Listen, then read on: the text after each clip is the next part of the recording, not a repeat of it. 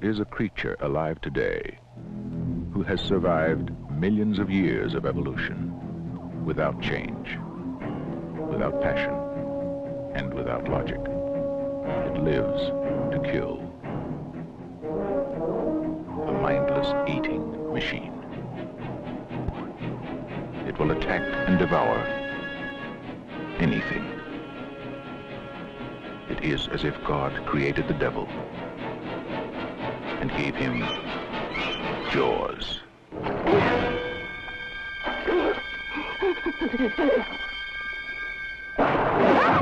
Roy Scheider, Robert Shaw, Richard Dreyfuss. You're gonna need a bigger boat. From the best-selling novel, Jaws, rated PG, maybe too intense for younger children. And we're back, like we never left. Welcome to the Confessions of a Not-So-Dangerous Mind podcast. I'd like to thank you all for spending some of your Tuesday evening here with me in New York, in the car. But once again, we're going to skip past all that promotional jazz and get right to the guts of the episode. So today will mark the 9th entry in our continuing series of Halloween horror. And today I'm going to talk about a movie that I don't really consider to be a horror film, but which technically is. It is classified by genre as a horror film. I see it more as an adventure story, more of an outdoorsy thriller on the water kind of a film, but it does follow the complex discovery plot, which I've mentioned. It fulfills all 4 functions of a horror movie: onset, discovery, confirmation, confrontation. And the movie in question is a groundbreaking, pioneering, movie business altering film. It's Steven Spielberg's 1975 adaptation of Peter Benchley's runaway, spectacular best-selling novel, Jaws. And how Steven Spielberg even got the gig to direct Jaws, it's pretty extraordinary. But in brief, Steven Spielberg, unlike his pals and his contemporaries, Scorsese, Lucas, Coppola, and Brian De Palma, those are kind of his closest friends in the business, big hitters all. They all went to film school. They all graduated from film school. Coppola went to UCLA. I believe Lucas, did he go to USC or UCLA? That I'm not sure. Scorsese went to my alma mater, or I should say I went to his alma mater, New York University, and Brian De Palma, who arguably was the most intellectual of all of them, graduated from Columbia. De Palma apparently was just an incredible student all throughout his scholastic career. But Spielberg didn't really do that. He started making films when he was a kid, and he showed aptitude that, quite frankly, didn't make any sense. And even his father, if you Google Steven Spielberg's father, was an engineer. He's one of the people responsible for the development of computers. Like, Arnold Spielberg is a fucking genius. And despite his dad's incredibly agile mind and his IQ being off the charts, like near Einstein level, his father couldn't understand how his son achieved certain special effects shots in student films he made when he was 12, 13. That is how some people are just meant to do certain things with their life. Steven Spielberg was meant to be a filmmaker. And he got his start working for Rod Serling. Speaking of horror, Rod Serling, who was the creator of what many still consider to this day to be the greatest television program ever, The Twilight Zone. And Spielberg got his break. Rod Serling found him, and then he ended up going to work for Universal and Sid Sheinberg. But he made a movie after working for Serling on his TV show Night Gallery, not Twilight Zone, and impressing the hell out of everybody, including Joan Crawford. Spielberg made a movie called The Sugarland Express with, among others, a very young Goldie Hawn. He showed a freedom of movement with the camera. And this is a little bit of a weird concept for people who are just casual fans. But if you're even this far into this episode, you're not just a casual fan. What the late, great film critic Pauline Kael said about Spielberg's process. She said, he is the first filmmaker I have seen who I don't believe ever saw a stage play. His brain works entirely 24 frames per second. He thinks in terms of movies. And that's where you get the incredible kineticism and the freedom of movement of the camera, where he's not thinking of the so-called proscenium arch. He's simply thinking, where can I put the camera to capture this sequence, this shot, the best way that I possibly can? And when it comes to staging action, there's James Cameron and Steven Spielberg, and then there's everyone else. It is just that simple. So as far as Jaws, it was David Brown, who was Sir David Brown. It was an extraordinary, he was married to Helen Gurley Brown, the founder and publisher of Cosmopolitan. David Brown and Richard Zanuck, I believe, were the two people responsible for bringing Spielberg on board to do Jaws. But you got a 26-year-old kid. That is a lot of responsibility. And they believed, and they ended up being right, he was exactly the man for the job. And even with all of the production issues, and we can imagine other great filmmakers not being able to roll with the punches the way young Spielberg did when they couldn't get the rubber shark, they called him Bruce, they couldn't get the fucking shark to work. So rather than despair, rather than pout, rather than today somebody might go on social media and cry themselves a river, Spielberg simply adjusted. And he doesn't necessarily look like somebody who would have the capacity to switch his process midstream, but he did. Because originally Jaws was going to feature a lot more of the shark attacking, killing, spilling blood of the Alex Kintners of the movie. But when they couldn't quite get the shark to work on command, Spielberg said, you know what? We just won't use the actual shark as much as we thought. We can still shoot the fin and create suspense that way. And obviously John Williams' musical score is among his best, but every John Williams musical score, whether it's Home Alone, whether it's Harry Potter, whether it's Indiana Jones, whether it's Jaws, whether it's Star Wars, whether it's Superman, I think that's the greatest score maybe in a history of movies. What he did for Superman is like 5 different themes. They are all spectacular. So John Williams' music, but all they had to do was show a fin, and Spielberg knew this. So it is very difficult, horror movie or not, to adapt a best-selling book, because you always run the risk of pissing off anybody who read the book, loved the book, and is looking forward to the movie. And the Harry Potter series, I thought, did beautifully. I only read the first book, but from what I understand, I know a lot of people that were huge fans of the books, and almost all of them loved the movies, even though as the series progressed, the movies were less like the books because the books went into more detail. They were broader. Jaws, my father read the book during the first wave, no pun intended. Dad was a big reader. He loved reading books and then seeing the films. Like you would imagine, it's not so unusual. It's less likely now because people don't read books as much as they used to. At least I don't think. But he thought Jaws was up there with, as good as it could possibly be. And he was excited. My dad was a young man. He was probably 30 when he read Jaws. The movie does justice to the book. It's not an exact replica. In fact, the Richard Dreyfuss character, which I think is the most interesting character in the film, of Hooper, the oceanographer who comes to Amity Island to help try to find the shark. In the book, he has an affair with Brody's wife.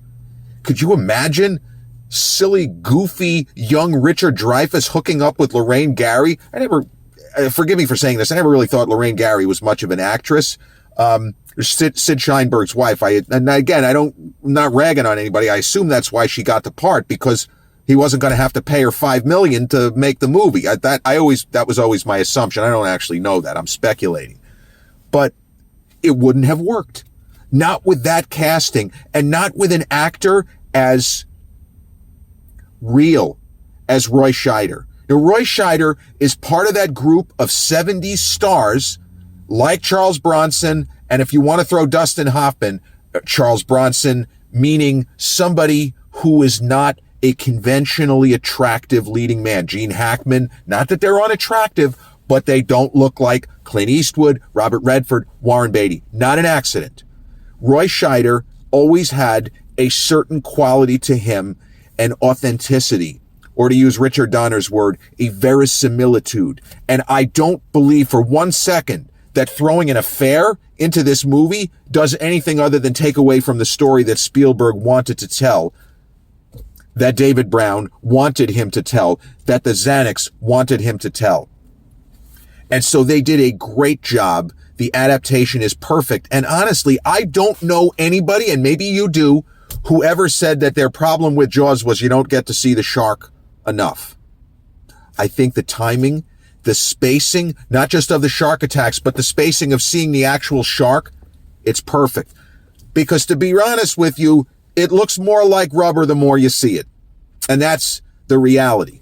So, specific to the film and the unfolding of the story, why it's a horror film, in the same way that Predator, the Arnold Schwarzenegger film, which is really one of the best movies Arnold ever made. It's up there with Terminator as far as I'm concerned. Predator is a fucking masterpiece. But there are movies that can play like action films. But if you assess them, if you go deep with them, you realize they fulfill the requirements of the horror genre. Technically, they're a horror film. So Jaws, the easiest way to explain why it's horror is not that it scares us, because I watched this movie for the first time. I was not age appropriate. I was about 10. I wasn't scared. And I was a kid who watched Burnt Offerings, the Dan Curtis horror film with Oliver Reed and Karen Black, and Burgess Meredith in his last movie before Rocky. That movie scared the absolute shit out of me. It's not even considered a good horror film. That film scared me to death, and I could not sleep properly for at least 2 weeks. I saw Jaws, did not do anything. I wasn't afraid of the shark, but I was afraid of the ghostly apparitions or whatever the hell was going on in Burnt Offerings. I saw the 2 movies, I think, within a couple of weeks when I was in 5th grade. But Jaws, the complex discovery plot, a classic horror film narrative that fulfills all of the requirements of the old school classic horror film narrative. You have onset. What's onset in Jaws? The Susan Backliney character, what's her name, Sandy? The woman at the beginning who goes skinny dipping and tries to go skinny dipping with a guy who, luckily for him, passes out. Onset is right up until her character gets killed by the shark. Discovery is when the authorities discover that we have a mangled body of a young girl. What the hell is going on here? And then there is all of the discussion of, we have a shark problem on our hands. Onset, discovery. The third piece, the third component of the complex discovery plot is confirmation. Now, confirmation doesn't just mean the chief, Roy Scheider's character of Chief Brody, the mayor, played by the wonderful character actor in another horror movie or sci-fi horror I love, Seconds. He's great in that movie too. But Murray Hamilton as the mayor, they agree there's a shark. But the confirmation is they kill a shark, but they don't get the shark. And the confirmation is when the mayor finally accepts the reality of the situation. We didn't get the real shark. We're screwed. We can't close the beaches because it's tourist season, et cetera, et cetera. And the confrontation, this movie has the longest confrontation ever in any horror film. You almost could argue it has the longest confrontation in any film, period. The confrontation begins when Robert Shaw's Quint, Richard Dreyfuss's Matt Hooper, and Roy Scheider's Chief Brody go out on the water to kill a shark. That's like 45 minutes of the movie is confrontation. In most horror films, the confrontation is brief. In Candyman, mild spoiler, Helen doesn't face off and really stare down the Candyman until the very end of the movie. It's about 3 minutes. Horror of Dracula, another great classic, maybe the scariest vampire film ever made because of the presence of Peter Cushing and Sir Christopher Lee. The true confrontation is 2 minutes. Even From Dusk Till Dawn, that film has a longer confrontation. But Jaws has a slow build of tension, even if it's not what you would necessarily call classic horror movie tension. Again, compare and contrast to some of the other films. I mean, you can argue The Exorcist is more a medical thriller than a horror film, but it does have moments of sheer terror. But there are sequences in, for example, An American Werewolf in London, where entire chunks of the movie are horror, where you have a character in the London Tube who is being chased by the werewolf, and we know where it's going. There is no surprise, and still we are on the edge of our seat, and it's scaring the shit out of us because you see just enough of the monster to terrify. Now, Spielberg, I know a lot about the making of the film, but I don't know if he saw, as he was making it, was he viewing Jaws as a horror film, or was he viewing it as an adventure film? Because when you look at Spielberg's filmography, he would go on to make the Indiana Jones, well, I just say trilogy because the fourth movie I'd rather imagine didn't exist. But those are adventure stories. They're not like Jaws. But Spielberg knows how to make that kind of movie, and even as a guy in his 20s, showed incredible aptitude for entertaining the audience and sequences that we can watch again and again. And that is the particular magic that Spielberg and very few other filmmakers have, where you can watch certain of their films over and over. I have seen the first three Indiana Jones films at least 15 times apiece. In the case of Temple of Doom, more like 25 times. He has something that most other great filmmakers don't have, and it is just a instinctive process, knowing where to put the camera and how to stage sequences so that we look forward to seeing them again and again. I don't know how he does it or why he even got that, but he got it. And he takes advantage. Hey, James Cameron, how many James Cameron movies can you look forward to 5 or 6 entire sequences when you watch the film again? Whether it's Aliens, whether it's Terminator 2, whether it's Titanic. Titanic wouldn't seem to be a movie with a high rewatchability. It's 3+ hours. I've seen it 5 times. Some guys just have the magic. Steven Spielberg has the magic. If you just assess the story, though, one thing that I like, among many, but this isn't something that necessarily would get discussed. Now, Steven Spielberg sadly came from a broken home. And the movie, The Fabelmans, the film from a couple of years ago, it's more or less his life.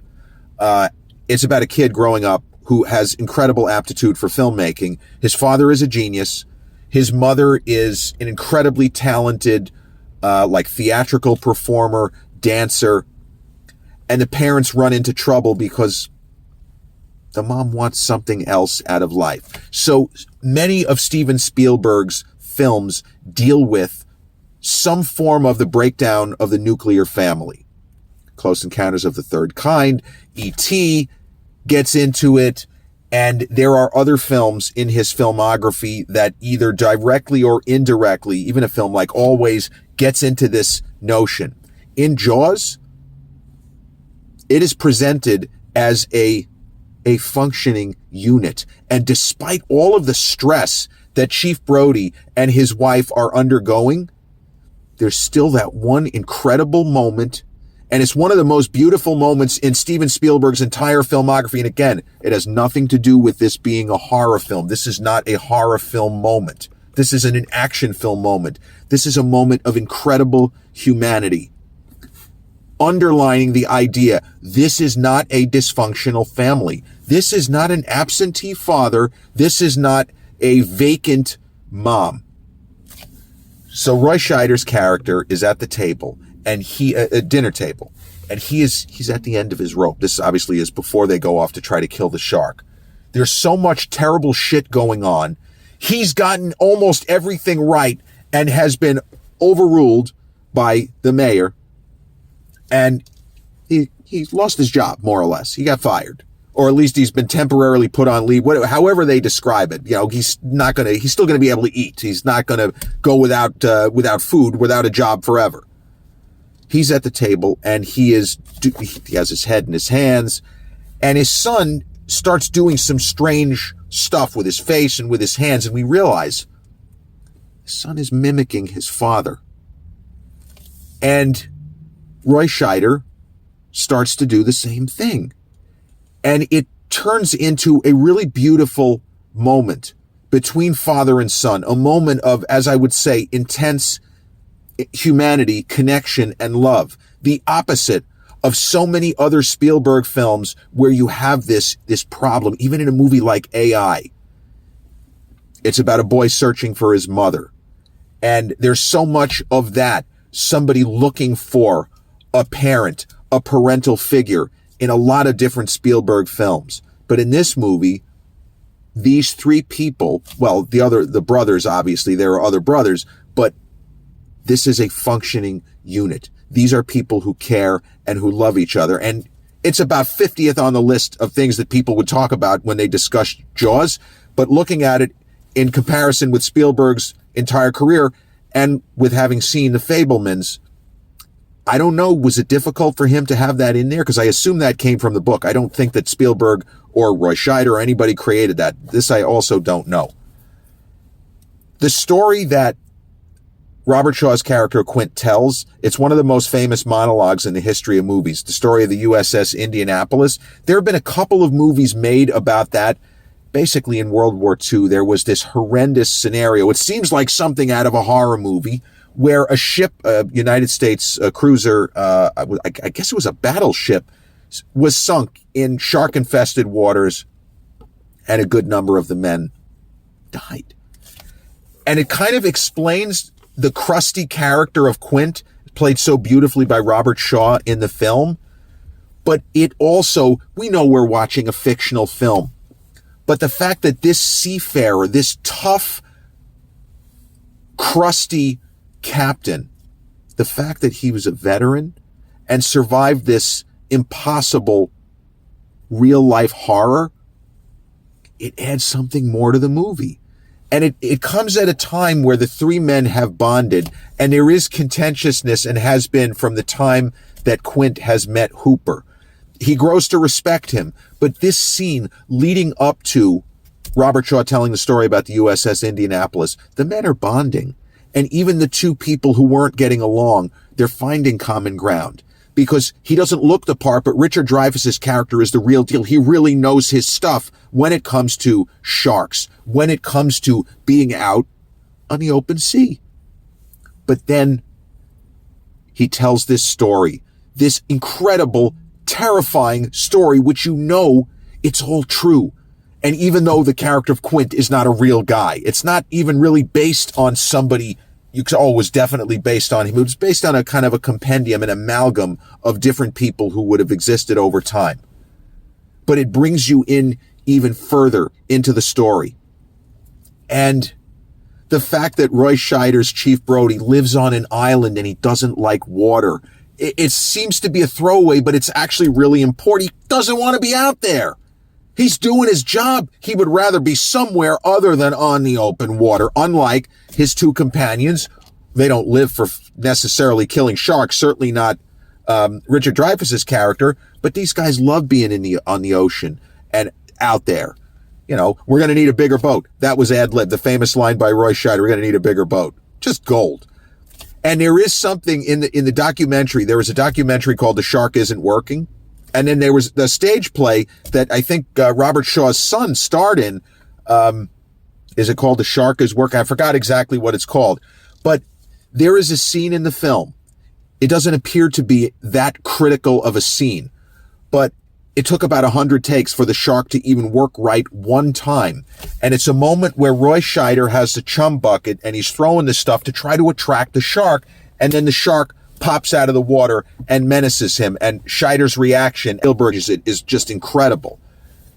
In a documentary, we see one take after another where either the shark doesn't fire on command, or one time the shark does fire and Roy Scheider's gun doesn't work. It was a comedy of errors, and yet everybody from Spielberg on down stayed the course and figured out a way to make movie magic. Now, before I close this episode, when I talked about this being a pioneering, groundbreaking film and one that changed Hollywood, this is the first true summer blockbuster. And next summer movie season, starting in May, will be 50 years since the release of Jaws. But Jaws was the first film where the studios didn't even consider, we'll do a scattered release, we'll open it a few cities and see if it catches. No, they went for it. They opened it wide, and it made an enormous amount of money. It was a massive box office hit and very highly praised critically. I mean, there are those that would argue that it should have just won Best Picture 1970, movies released in 75. It's ridiculous that it didn't, but that's neither here nor there. Whether you classify this as a horror film, because I know a lot of people that say, no, that movie scared the shit out of me. I would never want to go swimming again. I would never want to go camping thanks to the Blair Witch Project. We have all these things. Janet Leigh used to joke about, I can't take a shower in a stall where I can't at least see out because of Psycho. Don't go back in the water, the whole thing. But Jaws, a pioneering, groundbreaking, generational, movie landscape altering film. The 9th entry in our continuing series of Halloween horror, directed by Steven Spielberg and starring Richard Dreyfuss, Roy Scheider, Robert Shaw, Lorraine Gary, and a terrific Murray Hamilton as the mayor. This has been episode 341 of the Confessions of a Not So Dangerous Mind podcast. I'd like to thank you all for spending some of your Tuesday evening here with me in New York. If you check out this episode on the YouTube channel, haven't done so already, please click like, subscribe, comment, share, turn on those notifications. Or if you catch this episode on the audio platforms such as Podbean, Spotify, iTunes, or the others in which we're hosted, same general rule applies. Click like, subscribe, share, and turn on those notifications. I'll be back with a new episode real soon. Until then, peace.